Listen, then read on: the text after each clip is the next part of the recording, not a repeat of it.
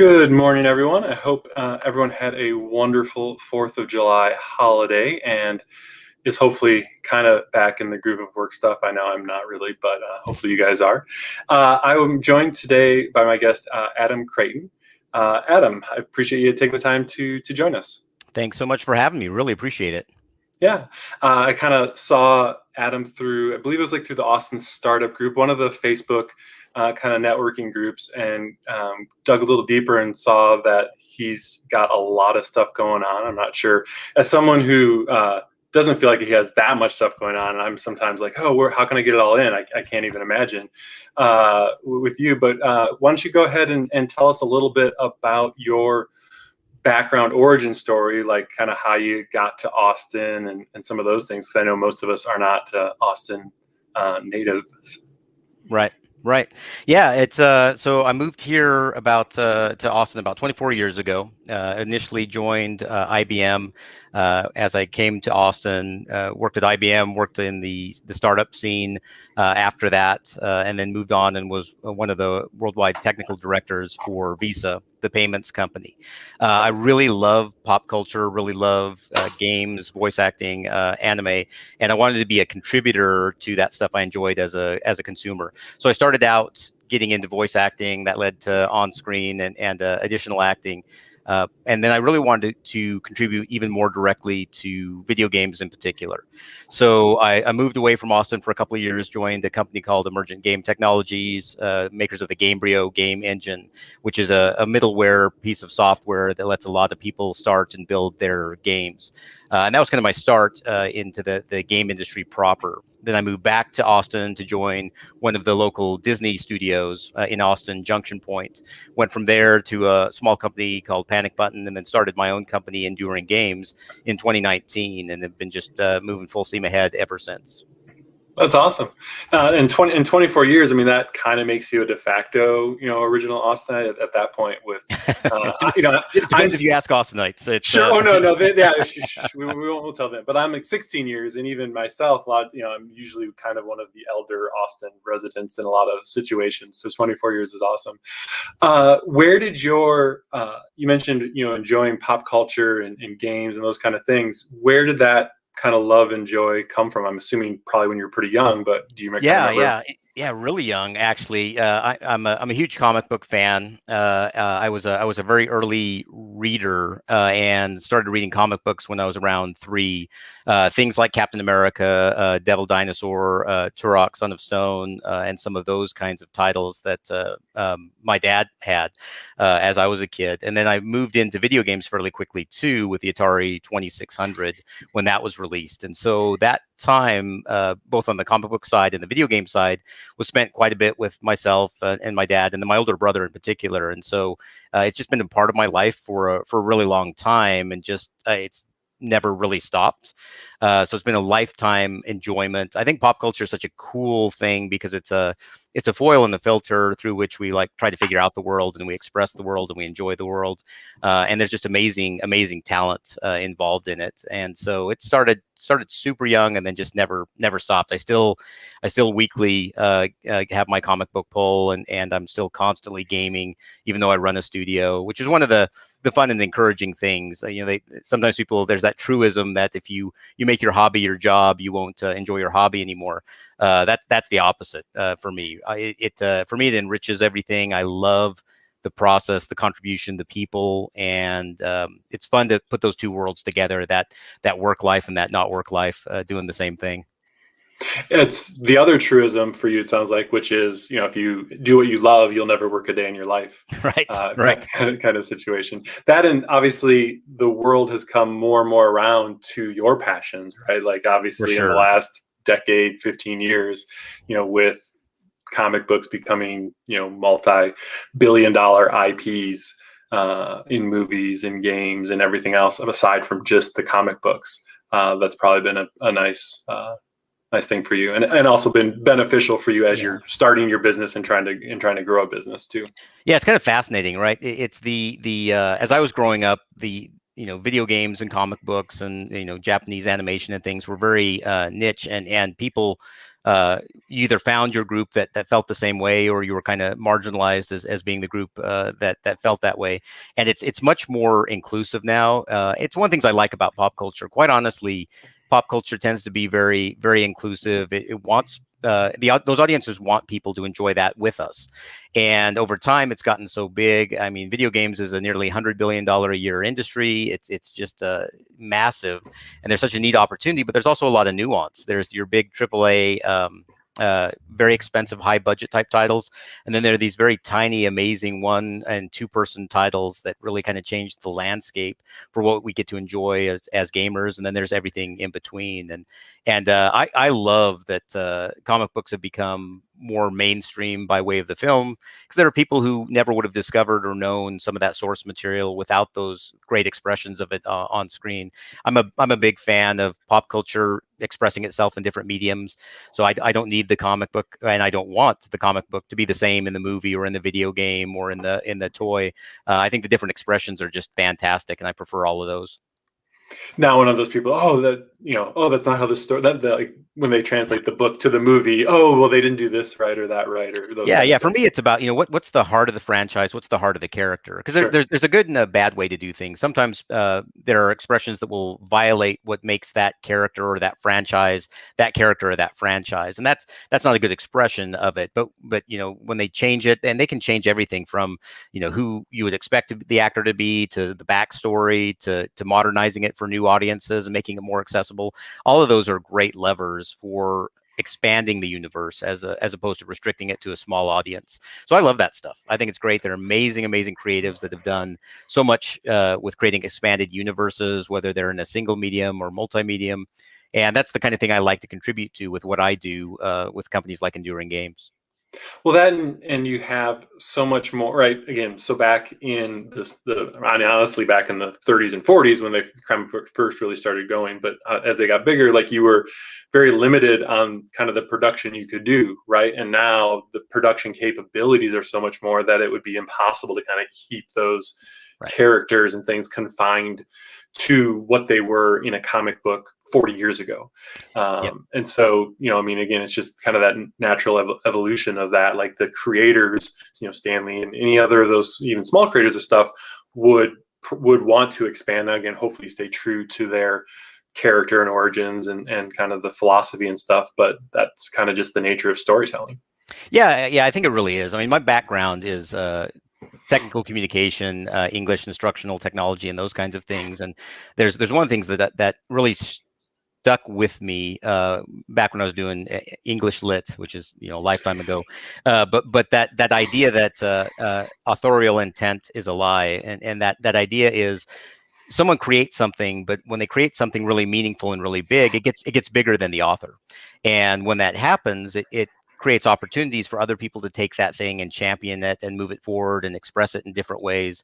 And so these things need to evolve over time, and they need to have different expressions. The Captain America in the comics is different than Captain America in the films, is different than Captain America in Square Enix's Marvel's Avengers game.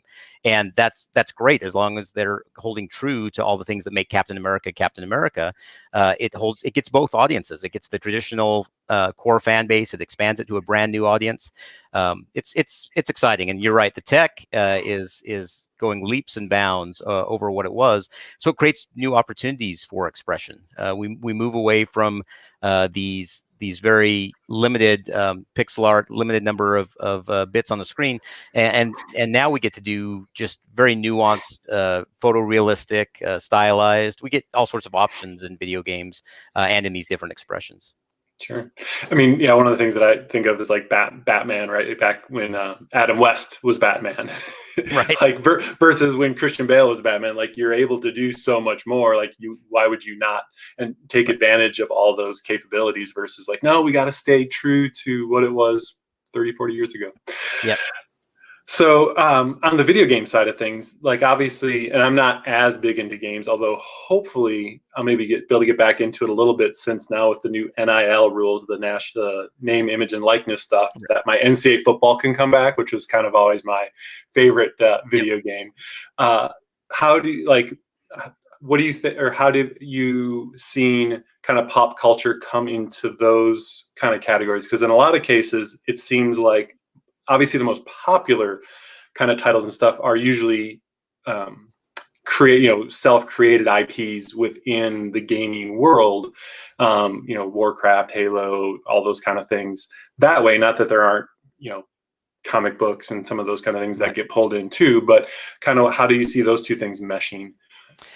Yeah, I think it's been a real interesting evolution because the game industry is evolving. It's evolving very quickly. It's following in some ways some parallels to the film industry, and then moving faster in some areas and slower in others.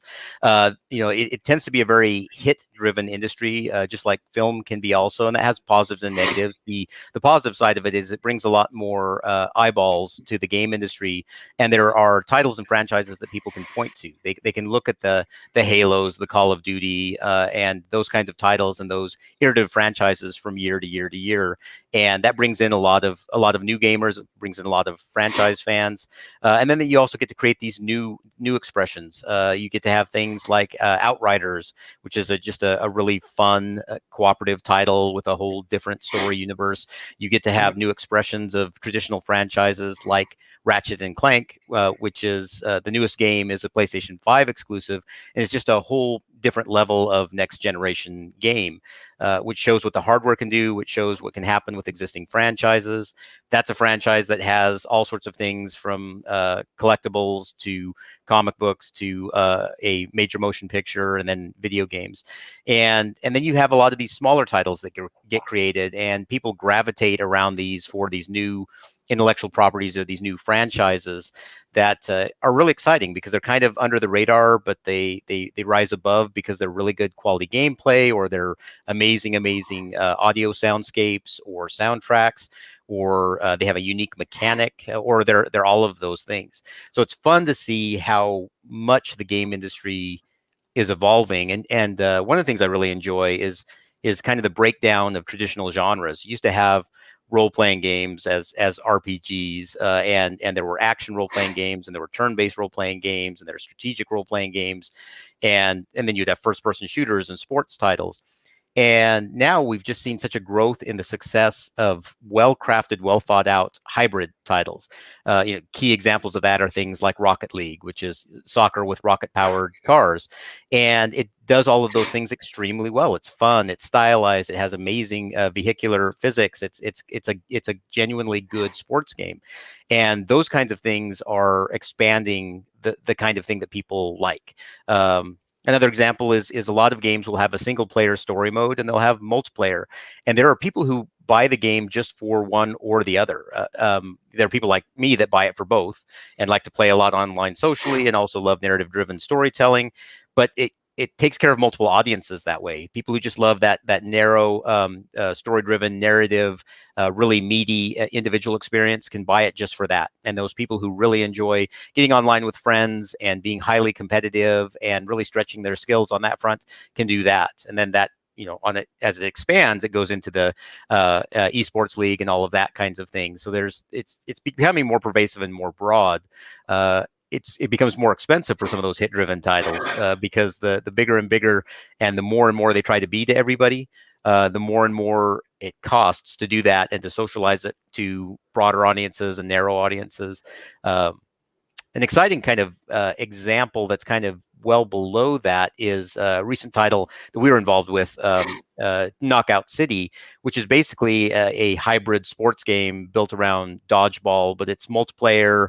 It has all sorts of ladders and tournament system. It's got just a bunch of futuristic mechanics. And so it kind of does in some ways what Rocket League does, and is appealing to a bunch of different people who want to jump in and play. It's accessible to all sorts of audiences. So those people who can't necessarily get into a mature first-person shooter can really enjoy this kind of competitive title.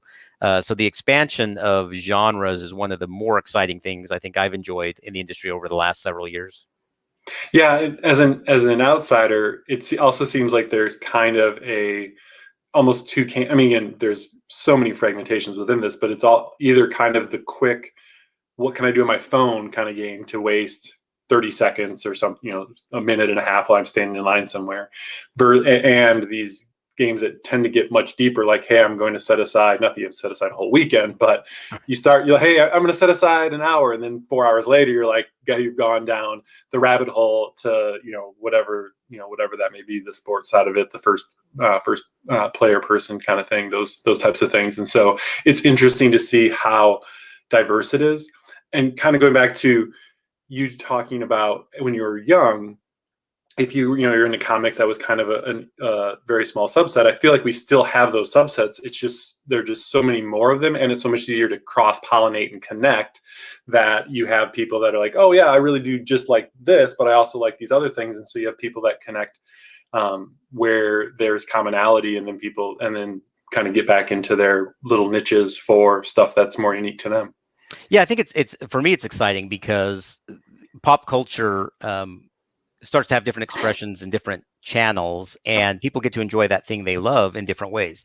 Like I said, I'm a Captain America guy, and have been since I was literally since I was 3, and it used to be so hard to find things around Captain America, and but on the flip side of that, Marvel has always been a just amazing licensing type company, which made them, in some ways, I would argue, a very good fit when Disney acquired them and added them to the Disney family, because both of those entities are just amazing on the licensed front. And I could get everything from a Captain America action figure to a towel to a Captain America marble. I literally have Captain America marbles, but it was a lot of work. And then once the movies hit and things became very accessible to people, and it made people aware of the broader opportunity for license and co-marketing and co-production of goods and that kind of thing, there's all sorts of Captain America stuff now. And now that's a more marquee, more visible character. Now, it wasn't at the time, and neither was Iron Man. Spider-Man was kind of the crown jewel in a lot of ways, and Sony popularized that, and then has done multiple franchise iterations and reboots and opportunities, and now they're doing it jointly with the Marvel Cinematic Universe stuff. And that's created some neat opportunities where I can get the thing I like in different places, but it's also, now it's really cool, it's moving down, right? There are franchises that are not AAA or triple tier in a traditional sense that now are seeing the light of day, and those used to be outliers. Like there was a movie, Mystery Men, that was very much an independent comic book kind of thing that saw an expression as an independent film that surprised people, and they're like, well, we don't really know what to do because it's not our mentality of what a superhero or a comic book is. And now we've got all sorts of those things. We get Netflix Punisher TV series, we get Guardians of the Galaxy, we get Cosmo, the Russian cosmonaut dog in Guardians of the Galaxy. We're getting these things that get visibility over time, and that really takes care of fans. There are people who, they love a character, or they love a set of characters, and that might be a very unknown or lesser known character like Deathlock from the Marvel Universe that then shows up in Agents of S.H.I.E.L.D. on ABC television. And that expansion and elevation is super fun, super exciting, because it takes care of people. And at the end of the day, I honestly believe pop culture is kind of a contact for people to build community, to share like-minded desires and stories they want to share, things that they're struggling with or enjoying or celebrating, and seeing that go across multiple genres, raise awareness, I think is a very good and wholesome thing that takes care of community in a cool way. I enjoyed a lot. Yeah, and like I say, the advances of technology to kind of make some of those things happen, or to allow some of those things to happen, right? It's interesting that Spider-Man 30 years ago was probably the most well-known of the Marvel world with my limited knowledge, but now he's maybe not that he's not that well-known, but I feel like there's a lot of other characters that have surpassed him in pop culture popularity and stuff, and from that standpoint. And so that, and then having, again, all these different platforms, so Disney having Disney Plus, all these different OTT platforms that need content. It's like, oh, well, let's take a subset of this one story and just evolve that character, evolve Black Widow, again, Guardians of the Galaxy. Like, I saw that in theaters, which I don't go to theaters all that often, but it was kind of a one-off because the movie we wanted to see had already been sold out. And we're like, okay, fine. And the theater guy actually said, hey, you know what? You'll love it. I'll even let you go for free. Like, okay, because it was my friend's birthday. So we kind of got in, and it was awesome. Yeah. Right. Like, I mean, it's just one of those movies that now you quote all kinds of stuff from. And so it's just, but you wouldn't, I think you wouldn't have had some of those subsets. And again, these are obviously still pretty large and that side of things, but some of the subsets, if you didn't have all these other platforms and all these other capabilities versus, hey, we just have studios that have to make multi-million-dollar pictures that have to perform really well. Otherwise they're in trouble that way. Yeah, I think it's been fascinating to watch how things grow over time. I'm a huge James Gunn fan, and to see him be given that opportunity to do a film of the scope and scale of Guardians, where he's previously known for things like Troma and Slither and some other smaller budget excellent films, but very different from taking on a Marvel Cinematic Universe title at a time where the Marvel Cinematic Universe, people understood inside and outside the industry what that was and the opportunity and how huge it was and was going to become. And that kind of creative risk taking from license holders, I think, is a very good and a very healthy thing. And we've seen other expressions of it too. One of the best superhero games is the Marvel Spider-Man on PlayStation. Both the first title that they did a few years ago, and then the Miles Morales Spider-Man that they did for PlayStation 5. It's such a phenomenal opportunity to take things that are successful and make them more successful, or take things that are lesser known and raise their visibility and express them in a different way. We've had 2 Guardians of the Galaxy films. We're going to have another one coming up. And now they announced over the summer that there's a Guardians of the Galaxy video game that is its own thing, and it's separate from the movies and it's separate from the comics, but it builds on both of those things. And that comes out in October. And then we're going to have a Marvel Guardians of the Galaxy Christmas special on Disney Plus. So there's just all these expressions and these opportunities for people to get involved in different mediums in different way. Looking at Guardians of the Galaxy as an example, James Gunn is doing the films, but he's also doing the holiday special. And this is not new, but it's becoming much more common. Creatives and big people in the industry get to play in different sandboxes in a quality way. I mean, even Richard Donner, who passed away yesterday, who's known for the Superman films and a whole bunch of other things, including Lady Hawk, which is one of my favorite films ever. But he got involved with comics and with Action Comics with Jeff Johns in the 90s, and got to be heavily involved in that creative process on the comic book side, even though he's on the film director and production side of things. And that cross-pollination is becoming much more common in the video game industry now. There's a lot more involvement from AAA film studios. You've got tech like the Unreal Engine, which is another piece of just amazing middleware, and calling it middleware seems like a disservice, but it's one of the de facto game engines in the industry. But that's being used for shooting things like the Mandalorian television series for Disney Plus, and it enabled a whole bunch of things, not just technology wise, but process wise during a pandemic, as everybody was doing things distributed and needed to find new ways to implement high quality content. And so, you have a thing like Unreal Engine that's being used not just for games and AAA games, but little independent games being used for high profile series like The Mandalorian, being used by auto manufacturers for pre-visualization and for consumers to look at what their car would look like that they're buying off the assembly line. Is just a fascinating overlap of the tech and process tools and IP across different vertical markets. Yeah. So you mentioned you've been done both voice and on-screen acting as well too. Kind of what brought you into that world, or what made you kind of interested in that? Yeah. Well, initially it was that same thing as just earlier as video games, where I wanted to contribute to things, not just be a consumer. And so I started to look at what it would take to get involved in voice acting, because I'm a big animation fan, a big Japanese animation fan, and I wanted to be a part of that world and give back to the thing that I was watching and enjoying. So I met with a producer and voice director in Austin. She was really good about kind of laying out the progression for getting into voice acting, as far as getting trained, getting good, getting work, getting an actor, getting an agent, and then getting paid in that progression.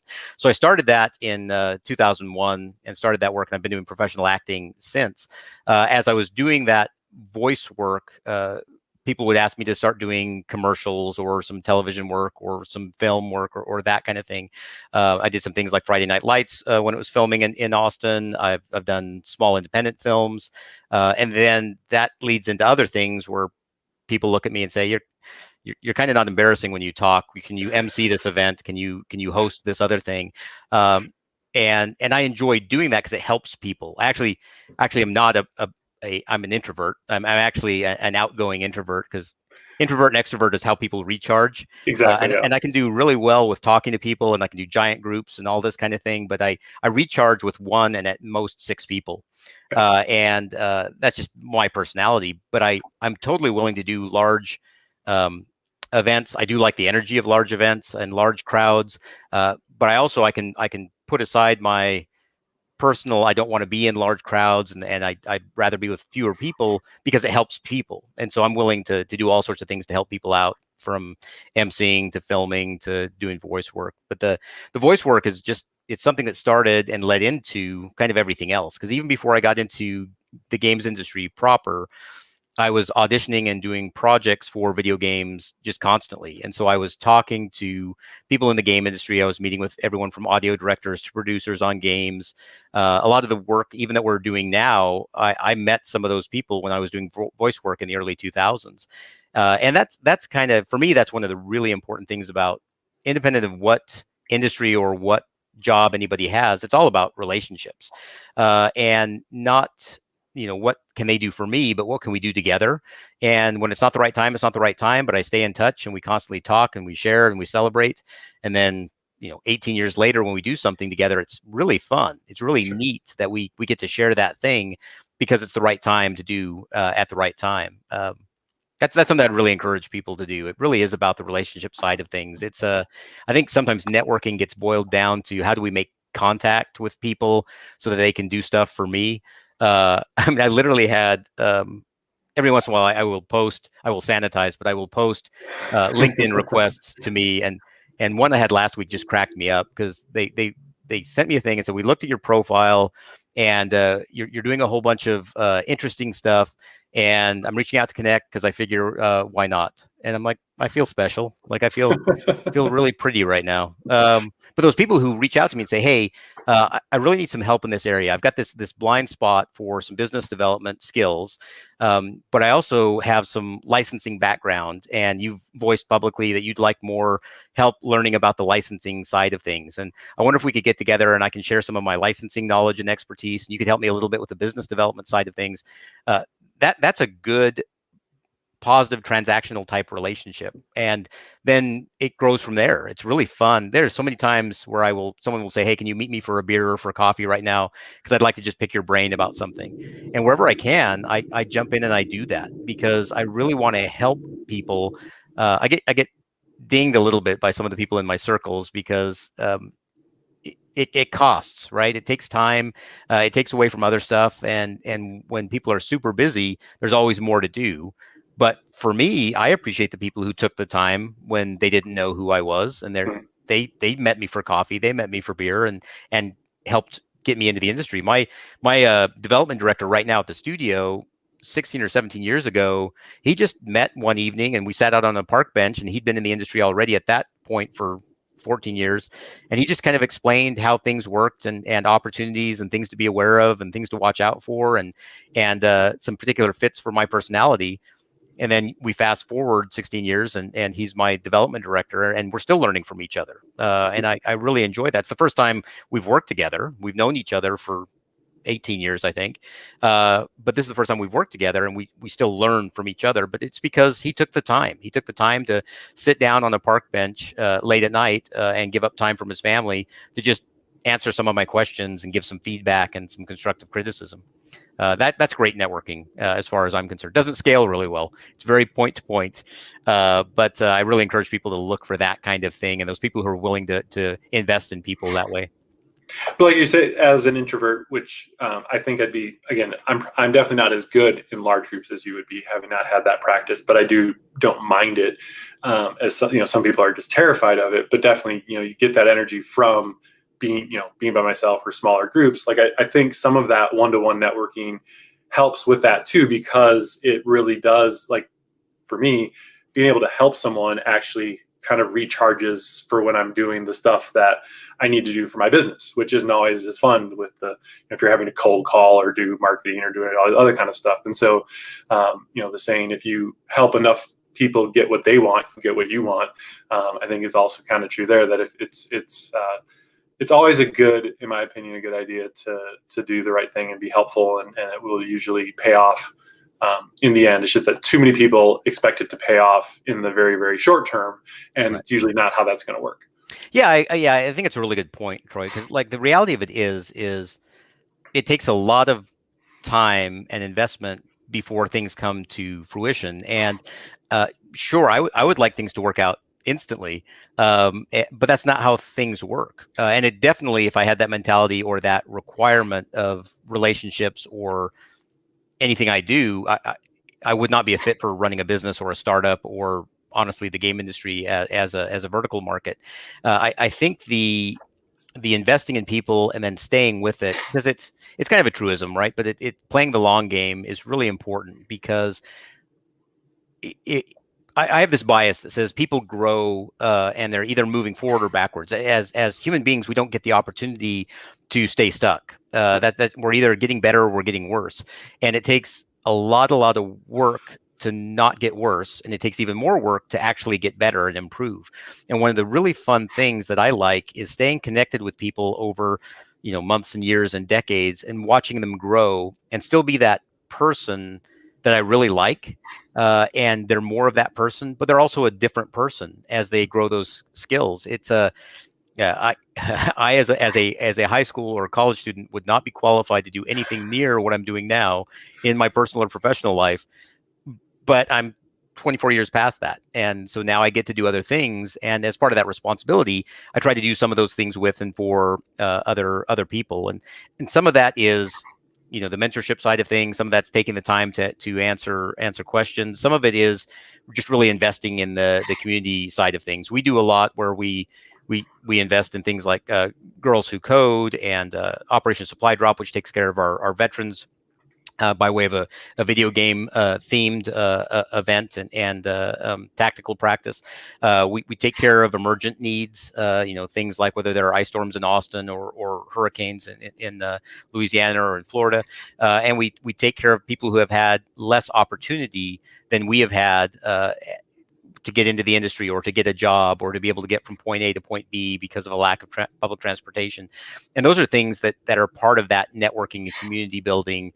And it takes a lot. And I really enjoy the people who do that kind of stuff because they want to and they have a passion for it. There are people who do it because it's a positive marketing bullet or a positive PR point. And that can be frustrating for some people, but if people are getting helped, people are getting helped. And so I'm glad, at least if people are being Machiavellian about it, at least people are still getting helped. And that's, you were talking about the networking side of things. For me, even if I was being totally selfish, it would make sense for me to want to take care of other people so that I could get what I want later. Mm-hmm. The fact that I'm not being exploitive and want to try to elevate people, even if it doesn't benefit me, is super important. We work with studios just like any industry, but the game industry tends to be a little more turbulent. Studios or businesses can go in and out of business on a regular basis, and that affects tons of people's lives. And we have a stated mission where we will get a hold of people and we will try to find them jobs. And even if it's not with us, we will connect them with other companies, we'll connect them with other studios or publishers or opportunities, or we'll find ways to equip them. Some people want to start their own company when these kind of things happen, and they'll meet with me and they'll say, "Hey, Adam, the thing I want to start kind of competes with you, and so I totally get if you don't want to give me feedback." And I'm like, totally want to give you feedback. I'd like to save you all sorts of pain from what I figured out over time. And it's not about doing the same thing. It's about the differentiation and about the execution. And that's a fun, I welcome and love competition, because we see this in any industry, but everybody at the same time can be a customer, a competitor, a client, all at the same time. And it's just about context. And we don't dismiss a person because they happen to be a competitor when they're also a client or also a customer. I want to take care of people and grow the bigger game industry, make it healthier. I want to get past some of the negative sides of the game industry that are earned reputation things. And I want to make all of us better as individuals because of it. It reminds me a lot of, as a realtor, which is what my primary job is, when realtors will get, kind of upset with each other about a listing appointment that you have to go on. And right in a pitch, in a listing appointment, yes, you are competing with other agents and stuff at that point in time. But the people who get upset about, oh, you stole, this should have been my business or whatever. It's like in Austin, there was something like $26 billion worth of homes sold in 2020. And that's just, so now you double that because there's a buyer and a seller. And like, there's more than enough business out there for you to have business and everyone else to have business too. And so it's kind of a similar mindset of like, there's a lot of business out there, and having one other company isn't, if that's going to make or break you, you're probably going to be broke anyway. Yeah, I think it's that's an important point, because I think, because there's competition, which I think is good and healthy and productive. There's a negative anti-competitive version of that, and then there's the territorialism, which really doesn't work that well, because you want to find the right people to work together, and especially in something like real estate, where it is so much about your personality and the personality of your clients and the interactions of everybody working together, because there's all these moving pieces and they all need to be able to work together and get along. And the better that works, the better that works. And I think that's a very positive, healthy thing. When you have a very competitive market like Austin on the real estate side of things, it's even more important, I think, to be more collaborative, because if somebody's not getting taken care of, you want to make sure they're taken care of. And we do the same thing on the video game side. I'm happy to help people. We have people that will come to us because we're just inundated all the time with projects. The video game industry is so hopping and hot right now. The pandemic kind of accelerated a whole bunch of awareness and opportunity and chances for people to stay connected when they couldn't get together, that there's this big explosion of work and opportunities. And if we're not a fit for something, because and part of it is we have certain criteria for what makes a successful project unique to us. But even separate from that, from an availability perspective, if we're not available, I want to take care of those people who thought enough to come to us and ask for help. And I will do introductions that are people that I'm comfortable with, or studios I'm comfortable with. I'll do the matchmaking for people, and there's nothing I gain from that. And I don't even do it for maybe down the road they'll owe me. It's taking care of people. If somebody's got a desperate need to take care of something and we're not a fit for it, I still want their need met, because that helps the industry. It brings stuff to fans. I can't be a part of everything in the game industry. It's the downside of being, honestly, such a pop culture fan of so many different things. Like, I don't have the game or the IP that I want to be a part of. I've got like dozens and dozens and dozens. And I've had the chance to be some part of some of the things that I just love and really enjoy. And then some things have passed me by for all the right reasons. And it's disappointing, but it's totally fine, because I've got another thing I'm really excited about that I'm going to go do. And I just chase those things too. I'm very focused about it. I'm not open to doing anything pop culture, and there are certain criteria that I want, and certain audiences I want to meet, and certain goals I have for different platforms and partners and game audiences. But there's a whole bunch of room to play within that I really enjoy. Yeah, it's awesome. So Enduring Games, which is your main company and focus these days, how long ago did you start that? So I started that formally. We launched July 1st, 2019. So we just had our 2-year anniversary last week, which was really fun, really exciting. Thank you so much. Yeah, it's been something else, because it was basically started as a startup, but a focused company on a few different areas. One is partnership development, another is digital distribution, and then creating original IP. And those are kind of our 3 areas. But we started the company based on values first. And so really we started with the idea of, instead of going into what people do we have available, what kind of things can we do, how do we turn that into a business, we started with, okay, what matters? And what matters is actually all the stuff that we've been talking about. We started with the idea that people of character matter. And if you can do things with people of character, where you can build trust and people are contributing and helping each other and lifting each other up, you get more done. The other value that we had was everything's a product. And that means not just that everything's a product in a traditional sense, but there's an audience, and we should know who that audience is. And we should be talking to them, and we should be listening to them, getting that feedback. But also we should know, how does that product get to them? How do we make that easier to get to them? How do we socialize that in advance and after and everything else? And then we have some additional values, including taking care of the community, which we've talked about. But we started with all of that stuff. And then by building that, I was able to find people who wanted those same things. Then we looked at with what people were able to bring to the table and what we wanted to accomplish in the game industry. We created these 3 lanes of business and opportunities, and it attracts people that want that same kind of thing. Because just like any industry anywhere, but especially in Austin, the video game industry is extremely competitive for talent, and there are people who are see how much I want to go into this, but I have a bias that says both people wise and company wise, because companies are people. Companies are just containers for people. So when people say, a company is a good company or a bad company, it's not, right? It's the actions of the people inside of it. But I have a bias that says, as far as companies and people go, there are 3 kinds. There are money motivated, there are lifestyle oriented, and there are aspirational. The money motivated will do anything to turn a buck, and they'll exploit friends or colleagues or employees or anything else to bring in more dollars. It's a very abusive, transient, kind of negative kind of situation in the extreme examples, and not healthy if they're focusing on the dollar at the expense of everything else. And that expresses itself in looking for talent, because some people, they'll go to the next place that will pay them more, and they'll be there until they find another place that pays them more, and then they'll go to another place that pays them more. And it's a great way to bump your salary a whole bunch and get paid more, but also not deliver anything. Lifestyle companies and people want to work on the things they want to work on their terms, and that's great when it happens. When it doesn't, then you're scrambling for your next project, your next gig. You're trying to find the relationships. You're miserable because you haven't continuously built those skills. And then the aspirational side of, and I by the way, I believe there can't be lifestyle companies or people. I think that's a pipe dream, but that's my bias. And then there are aspirational companies who want to do good things, and they want to change the things they touch. And a lot of times you'll see that in pro bono or charitable type causes or those kinds of things, where people do some really neat things on the aspirational side of things. I wanted our company to be an aspirational money-making company where we run a very strong business based on values, where we look for ways to knock things out of the park.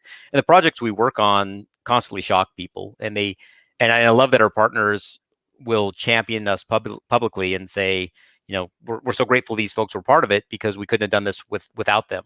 And that's not to be a commercial for Enduring. It's really an endorsement of my folks and the work that they do and how much they give, at the same time that we work really hard to have a high quality of life, make sure that we're not falling into the traps or stereotypes or bad planning that's kind of stereotypical of the game industry. And we're not the only ones. There are other companies that are doing this. There's only a handful. In our kind of area or lane of the game industry, there are literally around 880 companies that do what we do around the world. The ones that do it at our level, that are more center of excellence rather than body shop, there's like 8 of us. And people know that in the industry. And so we treat that really seriously, because you can't just say you're a top tier studio and then suddenly you are. So we have to do the work. We have to constantly remind each other, hey, how does this project that we're looking at, how does it take care of our people? How does it take care of our values? How does it take care of our clients? What are we able to do with this that elevates gamers and elevates the game industry and takes care of people in a very positive way? So it's, in some ways, it's exhausting running a company this way, because it's a lot more intentional, and it requires everybody involved to be a lot more intentional. But on the hiring front, people who want that kind of thing, they gravitate toward us. They look at us, and instead of going to big company XYZ that's going to pay them a lot, and we pay very, very, very well. We just live in a market right now in Austin where there are companies that are paying 2.5 times market, which is that would be irresponsible for me to do. But we get some really great talent for people who are like, you know what, Adam, I want to make something. I want to make something special. I want to be part of a legacy, and I want to do that at the place that values that and is going to empower me to do that, which is actually a very Austin thing, to be honest. That's part of our culture as a city. Despite all of the growth and how things change, one of the things that stays the same is the incredible support community-wise, whether it's the startup community or the small business community or the real estate community or the charitable cause community, there's some really neat stuff that's happening in Austin that makes it a very logical mecca for a lot of these things. There's a reason why companies are moving here. It used to be because Austin's cool, keep Austin weird, and we like that. But people gravitate toward other things when they want to live and move somewhere. That kind of that longevity and that relationship. Austin's got a lot of that still. I really believe that. No, I would agree. Having those kind of aspirational goals or mindset for your business too, like you mentioned, also not only will it draw those people in, but also then I would imagine has to help with retention and employee longevity and stuff too, which is something that I think a lot of, not necessarily a lot of businesses, but especially as businesses go public and now they're really reviewed on a 90-day, quarterly basis, and things tend to not go off the rails, but tend to be so much more money focused. Like that's something that sometimes gets overlooked. That really is, I think, the lifeblood of a lot of these companies that do eventually get big is the employees and the retention and the growth that they can have together. Versus, again, the turnstile that some businesses are because of, their philosophies. Yeah, and for me, it's an important responsibility because I want to going back to what I said earlier about people moving forward or backwards. I really want to make people better. When I started Enduring Games, I was actually, prior to starting Enduring Games, I was meeting with some partners and clients and just kind of feeling out, does this make sense? Would you be interested in me doing this? What would you want to see? And I was meeting with one of my long-term platform partners that I think I met, gosh, I don't know, 16 or 18 years ago. And he said, "Hey, Adam, what do you do that's unique to you?" And I said, "Well, I make great products for your platform." And it's a credit to his professionalism. He didn't laugh at me. And his response was, "You do that. We just take that as a given." He said, "But what do you do that's unique to you?" And the way he asked it really made me stop and realize there was something else being asked there. And I said, "Well, what I uniquely do is I invest in and I build people. And by building those people, I build teams. And by building those teams, we're able to do high quality products that are more than teams our size have any right to do." And his response was, "Yeah, that's exactly what you do. So whatever you do, go and do that." So as we bring people into Enduring Games, ideally, I help people grow and they become better people and more skilled professionals. And again, ideally, they would keep doing that with me. But my goal is, even if they spend a month with me or 10 years with me, if they have to make a change because they've got life changes or different goals or something happens with family and they've got to relocate, I want them to be better because they did a rotation with me. And I think that investment in people is what makes a company something that people want to be a part of, whether it's to work at or invest in or go public with or any of that kind of thing. It really is about the people, because the company is just a container. It's a shell for the good stuff that's happening inside of it, and that takes a lot of work. I'm happy to do the work. And then for some people, that's not a thing. I mean, we've had some people who have self-select out because they're like, well, that's a lot of pressure to always be making sure we care about what we do. And I should be careful how I say this because I don't mean it in a negative way. I just mean some people are in different places. But for some people, they don't want a whole bunch of stuff on top of doing a job. During our interview process, one of the things I say is, like, we are not the place for your next gig. We're the place for the next stage in your career. And if you want that, we've got so many things we want to do and invest in and grow you with for that next neat stage. We have people who leapfrog as they join us, and not just this company, but my last several companies, because that investing in people and doing the work to grow people and those relationships, because then people can move on and it's no harm, no foul. And we get to do more later. Some of the people I have working for me now, this is the third time I've hired them. And they still go through the regular interview process, and they still have to meet all the criteria, and everybody who's in the studio has to be on board with that. But I love that people 3 times in a row say, "Yeah, I want to, Adam, is there a space for me again? Like, I'd really like to be with you." That's not anything special on me. I think it's just taking care of people and building relationships and creating opportunities, and then putting stuff around it so it has teeth, right? Because it's one thing to say, "I want people to be better." It's another thing to take the time to mentor and spend time with girls who code and all that kind of thing, to do that work to take care of people. Sure. Are there any fun projects that Enduring Games has on the, or either maybe has just released or on the near horizon that you'd like to? Yeah, we've got some interesting stuff that we've done recently. Borderlands 3. Borderlands is a big franchise with Gearbox, which is out of Frisco, Texas, outside of Dallas, here in Texas.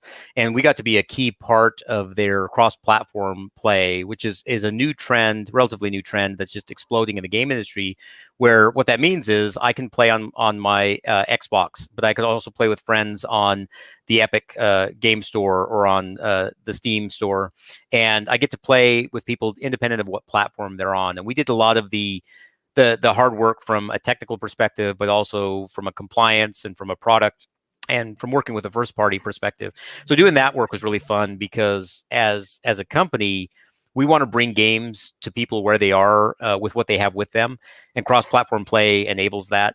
Prior to that, we had Knockout City, which is the game I mentioned. That's this hybrid sports title that is dodgeball based. Really recommend people check it out. They've done a really cool thing where you can play it for free up to like level 25, so you can get a whole bunch of time without any skin in the game to realize how much you like it, and then be able to move forward and do a whole bunch of other stuff with the game.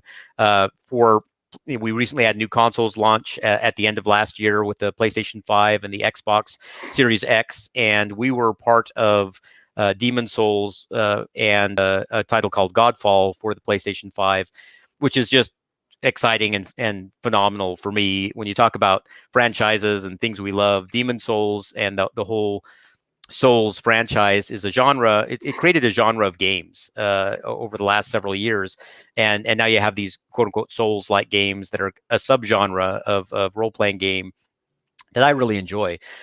It's also because of pandemic impacts and things like that. We had challenges of working remotely, people who were making games for the new console launches. There were fewer quote unquote console exclusives. And really the only two were Godfall and Demon Souls. And my team got to be the company that was involved with both of those. And that's a really, really exciting thing from a rewarding perspective for my team members, and kind of something they can be very, very proud of to contributing. We've got some other stuff we might announce something this month, come to think of it.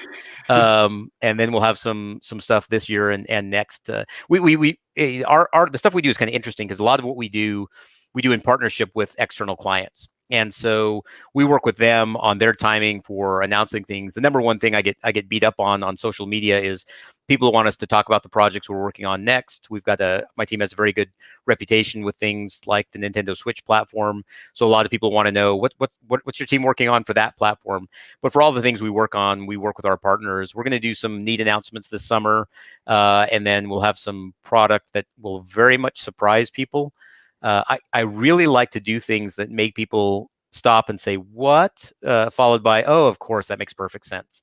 And we have a couple of things in the works that I think are going to fit that to a T that I'm looking forward to. Nice. Well, so where would be the best place for people to find out about, like, to stay in touch so that way they can find out when those things hit? Yeah. So there's a few ways to get a hold of us as Enduring Games, and then me personally. On the Enduring Games front, our website is enduring.games, and that's the best way to reach us on that front. And then we also have a Twitter handle, Enduring Games, and you can get to that from the website also. For me, the best way to reach me is by way of LinkedIn.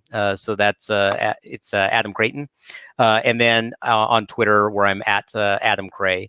And those are really the best ways to reach us on the Enduring Games front. And on the personal front, we can get you sorted in all sorts of ways. On the Enduring Games side of things, we have a history wall that kind of shows all of the games my team has worked on, both at Enduring Games, but also previously, and just that 30 years of history that the team works on. But it's also where we do some news items and list some items that we're working on. It's where we post all of our open positions and jobs, which can give people a little bit of a hint of some of the kinds of things that we will be working on and are working on. And then on my personal side of things, on the LinkedIn side, I tend to focus much more on business development type posts, mentoring, answering questions for folks. And then on the Twitter side of things, I tend to be kind of all over the place. It's a combination of my celebration of pop culture, the things I'm excited about and doing as the owner and studio head for Enduring Games, some of my opportunities and frustrations and how we can fix things at a local level, at the city level, to opportunities for taking care of Girls Who Code, or Nonpareil Institute, Austin, which has some tremendous programs for broad spectrum autism folks in the workplace and workforce for mentorship and interviewing. So we that one's kind of all over the place, but hopefully it's even though it's noisy, it's productive for people. Those are probably the best ways. What's that? A little more stream of conscious, but again, I yeah. think it's one of those things that it's interesting to see different founders and CEOs and executives and all kinds of people when their content isn't just super focused, to see some of the different sides of people and what's of interest to them. So yeah, I agree. I think it's kind of why I enjoy a lot of your content too, and I was so glad that we connected on Facebook, and then a mutual acquaintance of ours, Paul O'Brien, and I had talked about it also. It's the content that you bring and the way that you touch, not just real estate. And when I say just real estate, there's so much there by itself. Sure. But all the other things that you do over the course of 14 years, that's how we build what we do, right? It's how we make our individual networks really rich for each other and for our particular clients and customers. It's the way that we broaden those things and give people opportunities, and how we grow an Austin community. It's pretty exciting. It's fun. You talk about the stream of consciousness side and knowing what a CEO or a founder does. It's all over the place, right? I mean, we're all, I think to some degree, human beings are just by nature entrepreneurial. And then there's a subset of us that make this arguably bad decision to do something with it from a commercial standpoint. And then that group of people is really different, right? Even this Austin Spotlight as an example, think of how many real estate folks or people engaged in the real estate industry that don't do this kind of thing. And the thing you do, at the top of this, you had said, you don't do a lot compared to what I do. And I disagree. I was looking at the things you do, and this thing in particular is such a tremendous service. There's so many people and opportunities and viewpoints that I've been able to get out of your series that is just fun and exciting and elevating. I'm a weird founder and studio head in that I'm involved at the top level, but I'm involved in the weeds because I really believe that when people know top to bottom their industry and their company, they can contribute more, and it also avoids the being disconnected and not having values at the top and then not knowing that people don't believe in the values or that people are struggling with them or things like that. So by constantly going from top to bottom on I was going to say day-to-day basis, but probably moment-to-moment basis, I'm able to be a little, hopefully, more engaged version of a leader. I'm a big servant leadership fan. I would rather do stuff for people and lead that way than I would lead by fiat or fear or anything like that. And that sounded very dismissive of other leadership styles, but I didn't mean that at all. I didn't mean to be dismissive. Then lead behind the Iron Curtain, right? Be Oz and be doing your stuff back there. Well, if only I had that power. Yes, exactly. Awesome. Well, Adam, I really appreciate you taking the time to connect and do the podcast today. It's been great to get to know you better and hear some of the stories, because I think that again, one of the reasons that I love doing this is because there's just so much more behind the companies and the people that do the companies. We get so used to, oh, this is what I do for my business, but again, the people behind the businesses and the companies, I think, really make those things unique, and kind of part of what makes Austin unique as well. I really appreciate you having me. It's a really generous thing for you to invite me to this. I love what you're doing here. I think it's a tremendous service, like I said, for Austin. I appreciate you giving me the opportunity to talk a little bit about my journey, and hopefully that's encouraging for other people too. That it is a journey. We get to make a bunch of changes throughout. Where I am now is not where I thought I'd be 5 years ago, 10 years ago, 25 years ago, and it's a fun thing to be able to share and also to champion things like Austin and the stuff that you're doing. So thanks for having me. I appreciate it. Thanks everyone for taking the time to listen, and we'll see you next time. Cheers, y'all.